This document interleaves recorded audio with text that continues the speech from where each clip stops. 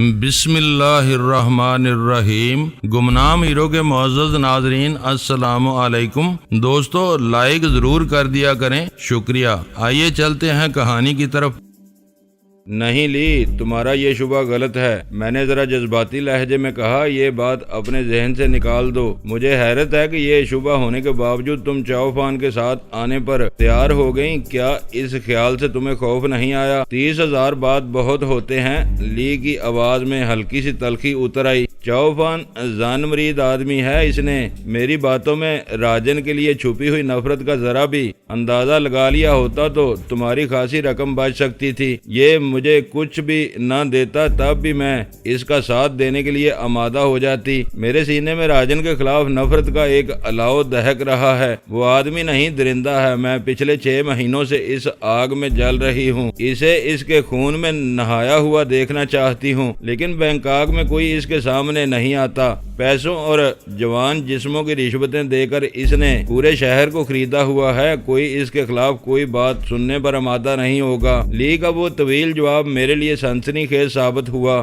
اس عورت نے راجن کے خلاف اپنی زبان کھول کر میرا ذہن معاف کر دیا۔ میری سمجھ میں نہیں آ رہا تھا کہ میں اس کی کہانی پر کیسے یقین کر لوں۔ چاؤ فان بینکاک میں در بدر ٹھوکریں کھانے کے بعد اس تک پہنچا تھا۔ وہ مہنگے طبقے کی ایک معروف بد کردار عورت تھی۔ یہ بھی ممکن تھا کہ چاؤ فان پر اپنی رضامندی ظاہر کرنے کے ساتھ وہ دوسری طرف راجن یا اس کے کسی گرگے کے ساتھ ملی ہوئی ہو اور ایک فرضی کہانی سنا کر ہمارے دلوں کا بھید جاننے کی کوشش کر رہی ہو۔ وہ خیال آتے ہی مجھے اس رات کا مشن برباد ہوتا ہوا نظر آنے لگا۔ وہ راجن کے آدمیوں کی ٹاؤٹ تھی تو یہ بات یقینی تھی کہ اس وقت ہمارا پیچھا ہو رہا تھا۔ بینکاک کی ویران ساحلی کھاڑی میں پہنچتے ہی ہم اپنے پیچھے آنے والوں کی بربریت کا شکار ہو سکتے تھے۔ منزل پر پہنچنے کے بعد چاؤ فان کے آدمی اپنی دونوں کشتیوں سمیت ان لوگوں کی نگاہوں میں آ جاتے اور سب کو بے خبری میں اچانک موت کے گھاٹ اتار دیا جاتا۔ میں نے چند لمحوں کے لیے خاموش رہ کر لی کے کہے ہوئے ایک ایک فکرے پر غور کیا، راجن کے خلاف اس کے کہے ہوئے لفظوں کو تولا، پھر بہت محتاط انداز میں پوچھا، راجن نے تمہارا کیا بگاڑا ہے؟ 6 مہینے پہلے تمہارے ساتھ کیا ہوا تھا؟ ایک عورت کے ساتھ کیا ہو سکتا ہے؟ لی کی آواز میں تلخی بڑھ گئی۔ راجن عورتوں کا شکاری ہے، وہ پکا پردہ فروش ہے۔ میرے زخموں کو نہ خریدو۔ مجھے جب بھی اپنی زندگی کی وہ کربناک رات یاد آتی ہے میرے دل میں آگ بھڑک اٹھتی ہے۔ تم یہ بتاؤ کہ چاؤ فان سچا ہے یا میں سچ بول رہی ہوں؟ تم وائٹ ہاک کو اڑانا چاہتے ہو نا؟ پرزور لہجے میں کہا ہوا اس کا آخری فقرہ تائید طلب تھا۔ گاڑی کی رفتار ذرا دھیمی کر لو، میں نے چاؤ فان کے شانے پر ہاتھ رکھ کر نرمی سے کہا، پھر لی سے مخاطب ہو گیا، میری بات کا برا نہ مناؤ تو میں ایک بات پوچھ لوں؟ کیا پوچھنا چاہتے ہو؟ لی نے سپاٹ آواز میں پوچھا۔ مجھے نہیں معلوم کہ تم کس مذہب کی پیروکار ہو۔ تمہارے بارے میں مجھے چاؤ فان سے جو کچھ معلوم ہوا اس سے اندازہ ہوتا ہے کہ اپنی پسند کے مردوں کو جسمانی تفریح فراہم کر کے اپنی روزی کمانے کو تم برا نہیں سمجھتی۔ اگر میرا یہ اندازہ درست ہے تو راجن کی کسی زیادتی کو ایک کھیل سمجھ کر تمہیں بھول جانا چاہیے تھا۔ میں جسم فروش ہوں، میری بہن ایسی نہیں تھی۔ لی کی آواز سرد اور سپاٹ تھی۔ وہ صرف 15 برس کی تھی، یہاں کے ایک نائٹ کلب میں ڈانسر تھی، اپنا جسم نہیں بیچتی تھی، فن بیچتی تھی۔ راجن نے اسے دیکھا اور اپنے آدمیوں کے ذریعے اسے اپنے کسینوں میں پرکشش نوکری کی پیشکش کی۔ ان لوگوں کی شہرت بہت خراب ہے۔ میری بہن نے پیشکش ٹھکرا دی۔ یہ انکار اسے بہت مہنگا پڑا۔ ایک رات وہ کلب سے تھک ہار کر آئی تو راجن کے گنڈے ہمارے گھر میں گھس آئے۔ وہ میری بہن کو اٹھا کر لے جا رہے تھے۔ میں نے ان کا راستہ روکنے کی کوشش کی تو مجھے بھی بے ہوش کر کے اپنے ساتھ لے گئے۔ ہم دونوں کو ہوش آیا تو میرے اوسان خطا ہو گئے۔ وہاں 15 مرد شراب کے نشے میں دھت تھے اور راجن کسی کالے سانڈ کی طرح ان پر راج کر رہا تھا۔ ہمیں ہوش میں آتا دیکھ کر انہوں نے ہمارے چہروں پر ٹھنڈی شراب کے چھینٹے دیے، 10 درازیاں کیں اور جب ہم خوفزدہ ہو کر اپنے قدموں پر اٹھیں تو وہ درندوں کی طرح ہم پر ٹوٹ پڑے۔ پڑے۔ میں نے ایک ایک کو گنا تھا، راجن سمیت وہ 15 تھے اور ہم 2۔ انہوں نے بہت بے رحمی کے ساتھ ہمیں عورت ہونے کی سزا دی۔ میں دوبارہ بے ہوش ہو گئی۔ صبح ہوش آیا تو میں رائل پارک کی جھاڑیوں میں لہو لہان پڑی ہوئی تھی۔ میری 15 برس کی اکلوتی بہن ان کے ظلم کی تاب نہ لا کر مر چکی تھی۔ اس کی لاش میرے قریب پڑی ہوئی تھی۔ تم بتاؤ کہ ایسی تذلیل کے بعد میں اس خونی بھیڑیے کو کیسے معاف کر سکتی ہوں؟ اس کا لب و لہجہ اور آواز کا اتار چڑھاؤ بتا رہا تھا کہ وہ جھوٹ نہیں بول رہی تھی۔ میں نے غیر ارادی طور پر اپنا سر گھما کر اپنے پیچھے کی سڑک پر نگاہ ڈالی۔ وہ دور تک ویران پڑی ہوئی تھی، کوئی ہمارے پیچھے نہیں آ رہا تھا۔ تمہاری کہانی دردناک اور چونکا دینے والی ہے، میں نے بوجھل آواز میں کہا۔ راجن اور اس کے ساتھی انسانوں کے روپ میں بدترین حیوان ہیں۔ ان کا سرگنا کڑی سزا کا حقدار ہے، مگر فی الحال ہمارا مشن خفیہ معلومات کے حصول تک محدود ہے۔ نہیں، لی کے حلق سے وہ آواز اس کے وجود کی ایک اندرونی چیخ کی صورت میں برآمد ہوئی۔ راجن اپنی بوٹ پر ہو یا نہ ہو اسے تباہ کر دو، وہ اپنی انا کا پجاری ہے، اپنے سامنے کسی کو خاطر میں نہیں لاتا۔ اسے اپنی وائٹ ہاک پر ناز ہے، بوٹ ڈوبے گی تو اس کا غرور چکنا چور ہو جائے گا۔ وہ کوئی نیک نام اور پارسا عورت نہیں تھی، لیکن راجن کے بارے میں اس کی سوچ ہمارے ارادوں سے مختلف نہیں تھی۔ شوق اور سطحی باتوں سے شروع ہونے والی گفتگو بہت سنجیدہ مرحلے میں داخل ہو چکی تھی۔ میرے ایماندارانہ رائے تھی کہ اس وقت لی ہمارے ساتھ مکاری نہیں کر رہی تھی۔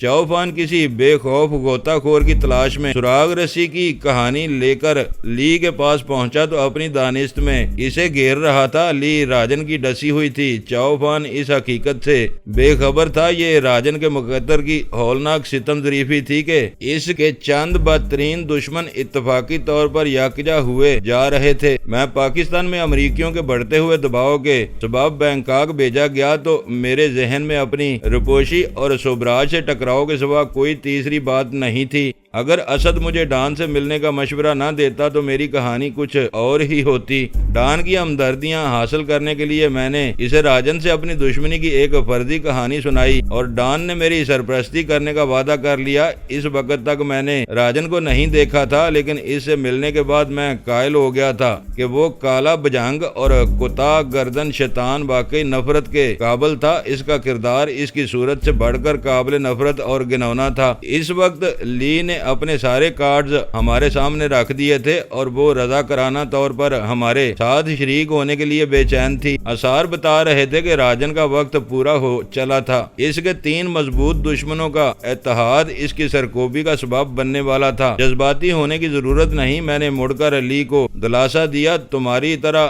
ہم بھی اس کے دشمن ہیں، لیکن ہم محتاط رہ کر کام کرنے کی کوشش کر رہے ہیں۔ آخر کار ہم اس کے خلاف صاف آرا ہو جائیں گے۔ چاؤفان دل بہلانے کے لیے میرے پاس آتا ہے، اسے معلوم ہے کہ میں اس شہر کی ایک بری عورت ہوں۔ اسی طرح مجھے معلوم ہے کہ چاؤفان بینکاک کا چھٹا ہوا گنڈا ہے۔ وہ یکا یک تیز اور ہجانی لہجے میں بولنے لگی، تم اس کے ماسٹر ہو۔ میں یہ نہیں مان سکتی کہ تم کوئی سرکاری جاسوس ہو اور راجن کے خلاف کسی عدالت میں مقدمہ چلانے کے لیے ثبوت اکٹھے کرتے پھر رہے ہو۔ اس کے ساتھ وہی کرو جو زیر زمین دنیا میں ہوتا چلا آیا ہے۔ اس نے مجھے اور میری بہن کو روندا، تم اسے کچل دو۔ چاؤفان، تم نے مجھے یہ سب نہیں بتایا۔ میں نے مجبور ہو جانے کی صداکاری کرتے ہوئے اس سے شکوہ کیا۔ ماسٹر، میں قسم کھا کر کہہ رہا ہوں کہ مادام نے مجھ سے اس قسم کی کوئی بات نہیں کی۔ اس نے تحیر زدہ اور مدافعانہ لہجے میں کہا، راجن کی بوٹ کے بارے میں سرسری بات ہوئی، پیسے طے ہوئے اور مدام رضامند ہو گئی۔ پتہ نہیں تمہارے سامنے آ کر اسے کیا ہو گیا ہے کہ اس نے اپنا دل کھول کر تمہارے سامنے رکھ دیا۔ یہ کہہ رہی ہے تو ماسٹر میری سفارش ہے کہ کچھ سوچو۔ پتہ نہیں وائٹ ہاک پر اب تک نہ جانے سیام کی کتنی معصوم بیٹیاں برباد کی جا چکی ہوں گی۔ چاؤفان گاؤدی نہیں تھا۔ اپنی پوزیشن صاف کرنے کے ساتھ ساتھ اس نے مجھے کھلنے کا موقع فراہم کرنے کی کوشش کی تھی۔ لی، میں تمہاری دل جوئی کے لیے ایک کوشش کروں گا۔ تمہارا اٹھایا ہوا یہ نقطہ میرے دماغ میں بیٹھ گیا ہے کہ ہمیں راجن پر कौन सा मुकदमा चलाना है जो हम सबूत जमा करते फिरें? मेरी अदालत में तुम सुल्तानी गवाह हो, राजन को सजा मिलनी चाहिए। तुम बड़े दिल के मालिक मालूम होते हो। ली बोली, मेरी मानो तो आज का प्रोग्राम मुलतवी कर दो, कल बम ले आओ, मैं इन्हें व्हाइट हाक के पैंदे में लगा दूंगी। इस काम के लिए मैं तुम दोनों को वो 20,000 बात लौटा दूंगी जो चौफान ने मुझे पेशगी दिए हैं। ली भी बहुत हौसले की मालिक थी, तमाम खतरात से बेनियाज होकर अपने मौक़िफ़ पर डटी हुई थी। अपने दुश्मनों के दुश्मन से मिलकर इसने हर लालच को खैरबाद कह दिया था और अपने दुश्मन से बदतरीन इंतकाम लेने पर तुल गई थी। इसकी जुबान से प्रोग्राम के इल्तवा का जिक्र सुनते ही मैंने फुर्ती से कलाबाजी खाने का फैसला करके कहा, जो कुछ तय हो चुका है वो जरूर होगा। मेरा ख्याल है कि हम किसी इल्तवा के बगैर व्हाइट हाक को तबाह करने में कामयाब हो जाएंगे। कैसे? इसने तुंद लहजे में सवाल किया। मुझे समझाओ कि जासूसी के आलात इस बूट को कैसे तबाह करेंगे। तुम्हारी बात दुआएं और मास्टर की चालाकी व्हाइट हाक को ले डूबेगी। चौफान ने पूरी गुफ्तगू के रुख का अंदाजा करते हुए लुकमा दिया। मैं तुम्हारे मास्टर की चमकती हुई आंखों में बहुत कुछ देख चुकी हूँ। ली ने एक एक लफ्ज पर जोर देकर कहा, ये बहुत चालाक, मक्कार और सफाक आदमी है। जरूरत पड़ने पर ये तुम्हें भी मौत के मुंह में झोंक सकता है। ये बेकार बातें हैं, मैंने रसानियत से कहा। आहनी बक्सों में जासूसी के आलात के साथ तबाहकुन बारूद भी मौजूद है। इस पर पानी असर नहीं करेगा। हम जब भी चाहें इस बारूद को उड़ा सकेंगे। अली, तुम खतरनाक आदमी हो, मैं तुम पर भरोसा नहीं कर सकती। इसने पूरी बेखौफी के साथ अपने दिल की बात बयान कर दी। मुझे जासूसी के आलात व्हाइट हाक के पैंदे में लगाने के लिए लाया गया था। अब तुमने बैठे बैठे इसमें बारूद भी पहुंचा दिया। मेरे साथ खेल न खेलो, सच सच बताओ कि तुम क्या करना चाह रहे हो। मैं बेखबरी में कुर्बानी का बकरा नहीं बनूंगी। मदाम, अचानक चौफान बोल पड़ा, तुम जिन्स की गलती कर गई हो। तुम्हें कुर्बानी की बकरी की बात करनी चाहिए थी। शोखियां दिखाने की कोशिश मत करो। ली ने सख्त लहजे में कहा, इस वक्त मैं अपनी जिंदगी का अहम तरीन फैसला करने जा रही हूँ, जिसका नतीजा मेरी मौत या दुश्मन से इंतकाम की सूरत में बरामद होगा। तुम गैर जरूरी तौर पर असाबी दबाव का शिकार हो रही हो। मैंने नरमी से ली को हल्की सी तादीब की। तुम्हारे साथ कोई खेल हो रहा है, ना तुम्हें कोई धोखा दिया जा रहा है। जो कुछ हो रहा है इसे इसी तरह होने दो।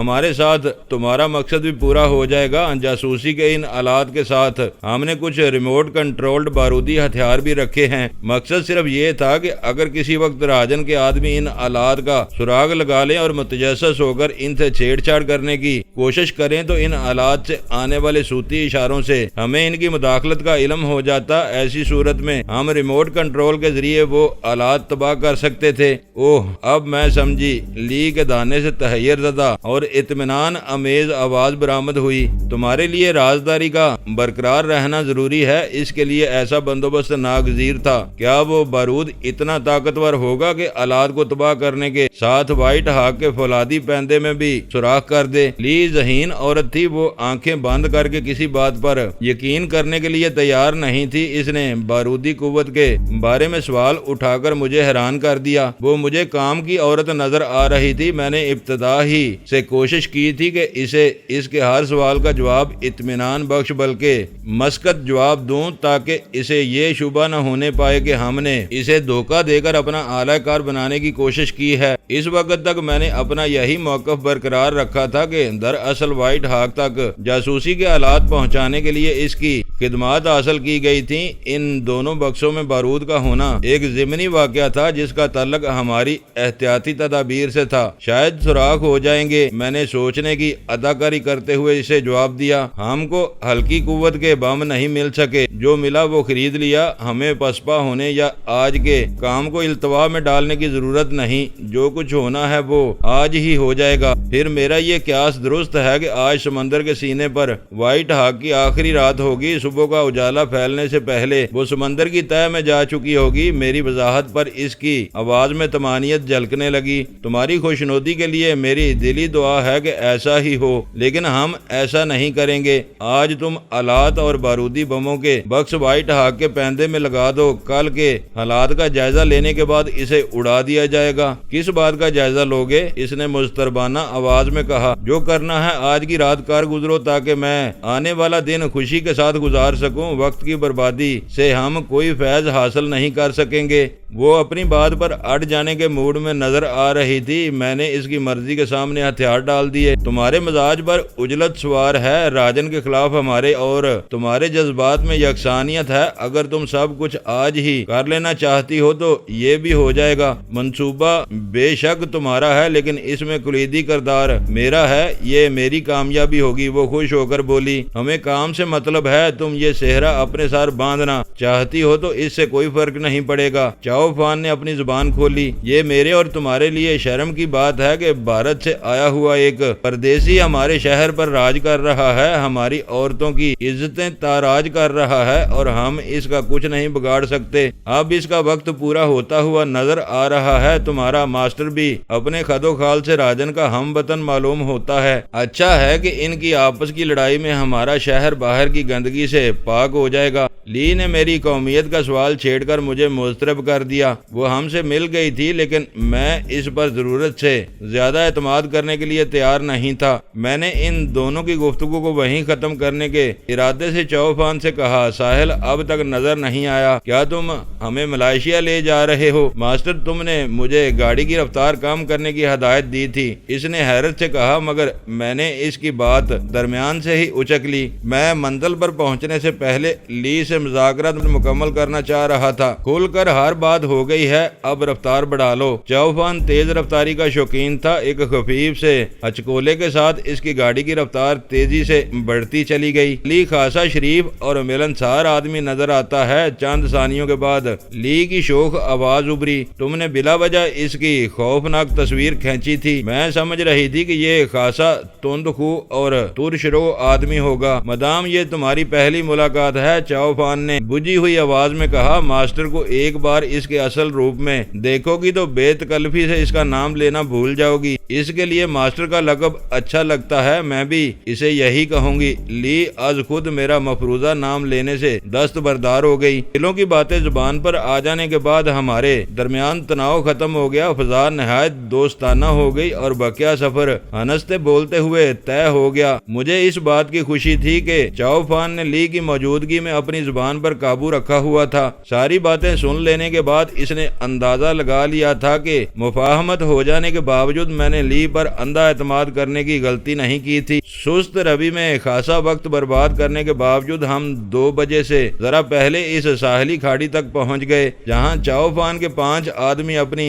جنگی تیاریوں کے ساتھ ہماری آمد کے منتظر تھے۔ چاند پتھریلے ٹیلوں کی اوٹ میں چھپی ہوئی وہ بحری کھاڑی دیکھ کر میں دل ہی دل میں چاؤ فان کے انتخاب کی داد دیے بغیر نہ رہ سکا۔ تاروں بھرے آسمان کی چھاؤں میں وہ کھاڑی ہمارے لیے ایک بہترین پناہ گاہ تھی۔ وہاں تک پہنچنے کے لیے ہم نے کئی کلومیٹر لمبے کچے ناہموار اور تاریک راستے پر سفر کیا تھا۔ ساحلی سڑک سے دور واقع ہونے کی وجہ سے وہاں کسی کی مداخلت کا امکان نہیں تھا۔ ساحل کے ساتھ سمندر کی لہروں کے ٹکرانے کا دھیما شور فضا میں گونج رہا تھا۔ کھاڑی میں آنے والی لہریں پتھروں سے ٹکرا کر دور تک ہلکی سی فوار برسا رہی تھیں۔ لہروں کے سینے پر 2 چھوٹی موٹر بوٹس ہچکولے کھا رہی تھیں۔ انہیں موٹی رسیوں کے ساتھ ایک ابری ہوئی چٹان سے باندھ دیا گیا تھا۔ میں 3 آدمیوں کے ساتھ پہلی بوٹ میں نکلوں گا۔ چاؤ فان نے اپنی مادری زبان میں اپنے آدمیوں سے مختصر سی گفتگو کرنے کے بعد مجھے بتایا، یہ حصہ سمندر میں کافی آگے نکلا ہوا ہے، اس لیے ہمیں بندرگاہ یا شہر کی روشنیاں نظر نہیں آ رہی، مگر وائٹ ہاگ یہاں سے زیادہ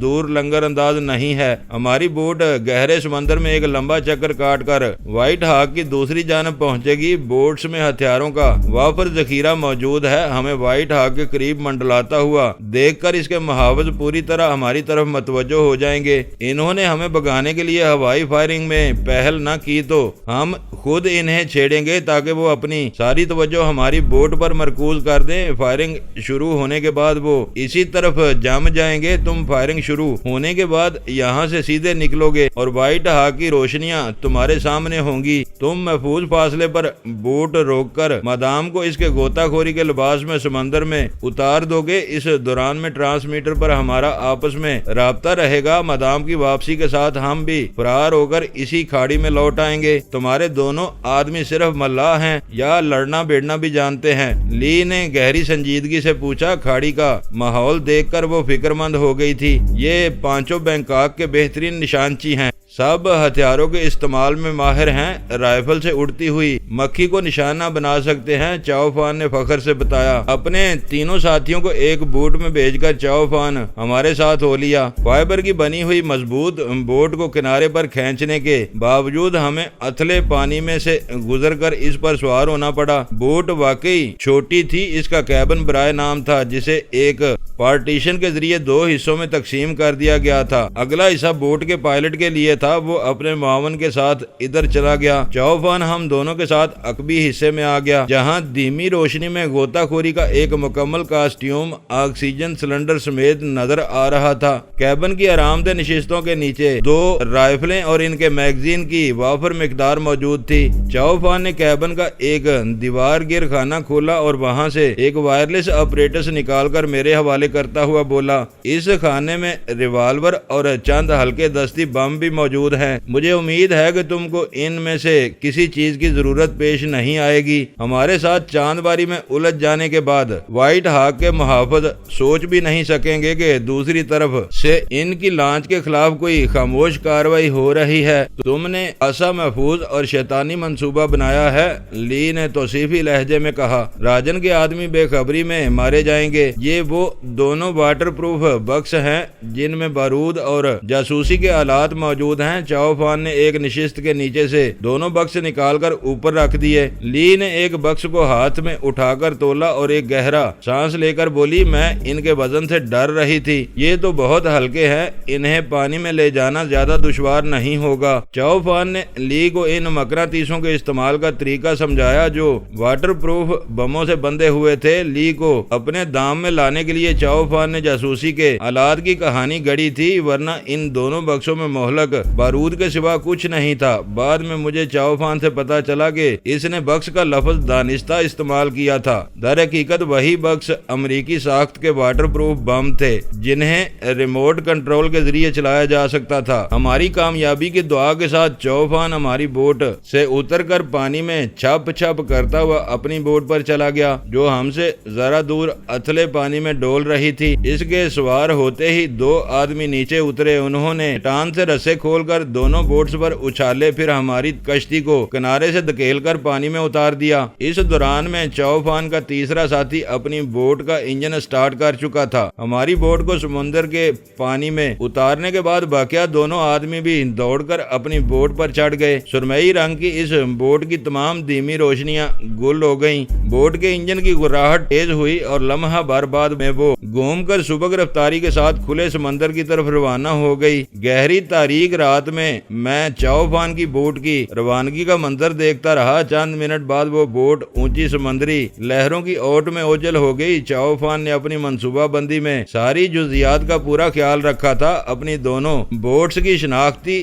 علامات مٹانے کے لیے اس نے ایسے رنگ کا انتخاب کیا تھا جو سمندر کے سینے میں پھیلی ہوئی تاریکی میں پوری طرح مدغم ہو گیا تھا۔ ماسٹر آؤ میرا لباس بدلوا دو، لی نے میرا بازو دبا کر دھیرے سے کہا۔ وہ میرے لیے مشکل ترین مرحلہ تھا، انکار کی کوئی گنجائش نہیں تھی۔ میں 2 قدم بڑھ کر بوٹ کے کیبن میں پہنچ گیا۔ اسی وقت ہماری بوٹ کا انجن بھی چلا دیا گیا۔ متلاطم لہروں میں بھٹک کر بوٹ پتھروں سے ٹکرا سکتی تھی۔ اسے کسی ناگہانی حادثے سے بچانے کے لیے انجن کے کنٹرول میں رکھنا ضروری تھا۔ کہو اب کیا ارادہ ہے؟ لی نے چند ثانیوں تک میری آنکھوں میں دیکھتے رہنے کے بعد اپنی بائیں آنکھ دبا کر پوچھا، میں کپڑے اتار دوں؟ اس کی کیا ضرورت ہے؟ میں نے اس سے نظریں چرا کر اس کا ڈرائیونگ کاسٹیوم اپنے ہاتھ میں اٹھا لیا اور اپنی بات جاری رکھی، تم ان کپڑوں پر بھی کاسٹیوم پہن سکتی ہو۔ ارادہ یہی تھا، وہ ہلکی سی شوخ ہنسی کے ساتھ بولی، اس لیے میں ٹی شرٹ اور چست جینز پہن کر آئی تھی۔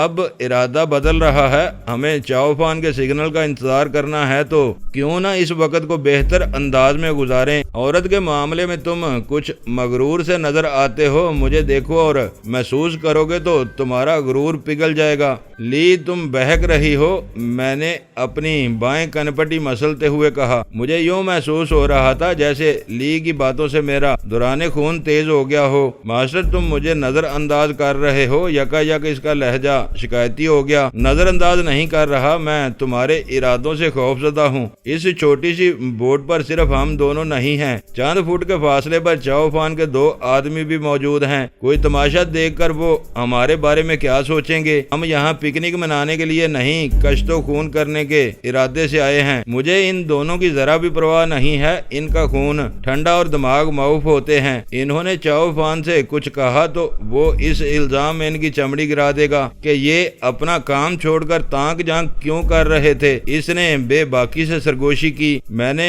ڈرائیونگ کاسٹیوم اس کی طرف بڑھا کر اسے نرمی سے پیچھے دھکیل دیا۔ ہمارے پاس وقت نہیں ہے، کسی بھی لمحے سگنل آ جائے گا۔ اس وقت تم تیار نہ ہوئی تو آج کا مشن برباد ہو جائے گا۔ تمہاری بہن کا لہو انتقام پکار رہا ہے اور تم جذبات کی رو میں بہی جا رہی ہو۔ یہ کیوں بول رہی ہو کہ ہم کل بھی ملیں گے؟ اس نے میری بات مکمل ہونے سے پہلے اپنے جوتے اتارے اور غوطہ خوری کا لباس پہننا شروع کر دیا۔ شاید میرا کہا ہوا کوئی فکرہ لفظ یا فکرہ صحیح نشانے پر لگ گیا تھا، اس کے لیے وہ لباس پہننا آسان نہیں تھا۔ مجھے اس کی مدد کرنا پڑی۔ چند منٹ کی کوشش کے بعد وہ اس لباس میں بخوبی سما گئی۔ میں نے اس کی پشت پر آکسیجن کا سلنڈر کسا، اس کی نلکیاں سر اور چہرے کے ہوڈ سے جوڑی، زپ بیلٹ اور ڈوریاں کسیں۔ لی نے شفاف شیلڈ کے پیچھے پلکیں جھپکا کے چند گہرے سانس لیے اور پھر ہیڈ گیئر پیچھے الٹ دیا۔ سب ٹھیک ہے، اس نے مسکرا کے کہا۔ اب دونوں بکس میری بیلٹ کے ساتھ باندھ دو۔ یہ یاد رکھنا کہ میری کمر سے بندھی ہوئی ڈوری کا دوسرا سرا تمہارے ہاتھ سے نکل گیا تو میں اس گور اندھیرے میں بوٹ تک واپس نہیں آ سکوں گی۔ بھٹک گئی تو وائٹ ہاک والوں کی گولیاں مجھے چاٹ جائیں گی۔ میری لائف لائن تمہارے ہاتھ میں ہوگی، تم فکر نہ کرو۔ ڈوری مضبوط اور بہت لمبی ہے، کم پڑی تو میں اس سے دوسرا گچھا جوڑ لوں گا۔ تم بھٹک گئی تو مجھے کل شام کی چائے کون پلائے گا؟ آخری فکرہ میں نے اس کا دل رکھنے کے لیے کہا تھا۔ رات کے اندھیرے میں سمندر میں اترنے کے لیے بڑے حوصلے کی ضرورت تھی۔ اس وقت لی کا دل بڑھانا اور اس کے دل میں امید کا زندہ رکھنا ضروری تھا۔ میرے الفاظ پر اس کی نگاہیں چمک اٹھیں۔ لی کے عزائم کی راہ میں غوطہ خوری کا لباس حائل ہو چکا تھا۔ وہ اس دوہرے لباس سے آسانی سے باہر نہیں آ سکتی تھی۔ میں نے مطمئن ہو کر دونوں ریموٹ کنٹرولڈ بم یکے بعد دیگرے اس کی کمر کے گرد پڑی ہوئی بیلٹ سے باندھ دیے۔ چھوٹے سے کیبن کے دائیں بائیں اتنی مختصر سی راہداری تھی کہ ایک وقت میں ایک شخص ہی وہاں سے گزر سکتا تھا۔ ہم دونوں وہاں سے نکل کر بوٹ کے پچھلے حصے میں چلے گئے، جہاں سمندر سے لطف اندوز ہونے کے لیے کشادہ جگہ موجود تھی۔ بوٹ کا انجن چل رہا تھا۔ کھاڑی کے ارد گرد پھیلی ہوئی چٹانوں پر نظر ڈالنے سے اندازہ ہو رہا تھا کہ ہماری بوٹ پانی میں ایک جگہ ٹھہری ہوئی تھی۔ ادھر سے آنکھیں بند کر لی جاتی تو ہچکولوں سے یوں محسوس ہو رہا تھا جیسے سفر کا آغاز ہو چکا ہو۔ ماسٹر اس پر چراغاں ہو رہا ہے۔ ہم اپنی تمام روشنیاں گل کر کے اندھیرے میں اپنا سفر تقریباً طے کر چکے ہیں۔ ہدف ہمارے اور تمہارے درمیان آ چکا ہے۔ وہ اپنی انفرا ریڈ دور بینوں سے کسی بھی لمحے ہم کو دیکھ لیں گے اور فضا بارودی نغموں سے گنگنا اٹھے گی۔ کچھ دیر بعد چاؤفان نے اچانک ٹرانسمیٹر پر بولنا شروع کر دیا۔ تم چہک رہے ہو، یہ اچھی علامت ہے۔ اس کے خاموش ہو جانے پر میں نے خشک لہجے میں کہا، ہم تیار ہیں۔ اگر وہاں تربو نشاد کی محفلیں جمی ہوئی ہیں تو یہ اچھی بات نہیں ہے، ہمیں ہوشیار رہنا ہوگا۔ میرا خیال ہے کہ یہ اور بھی اچھا ہے۔ سب اپنی دھن میں مگن ہیں، ہماری کامیابی کے امکانات روشن ہیں۔ تمہاری عقل پر سمندری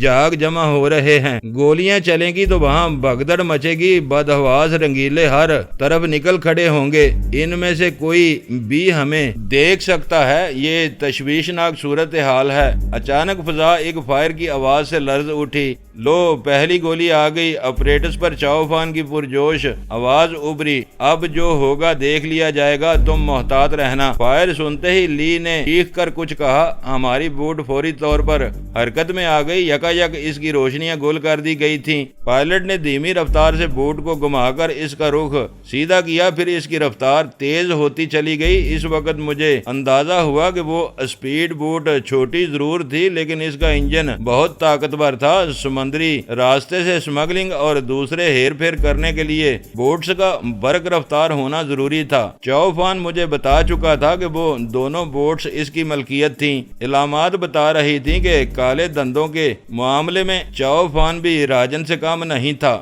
چند منٹ بعد ہماری بوٹ ساحلی چٹانوں کی دیوار کی اوٹ سے نکلی تو ہمیں سمندر میں لنگر انداز وائٹ ہاگ نظر آ گئی۔ اس کے عرصے سے لے کر نچلی منزل کی تمام راہداریاں روشنی میں نہائی ہوئی تھیں۔ ان سے نیچے روشن پورٹ ہول نظر آ رہے تھے۔ وائٹ ہاگ اپنے سفید رنگ کی وجہ سے تاریک سمندر میں بہت ممتاز نظر آ رہی تھی۔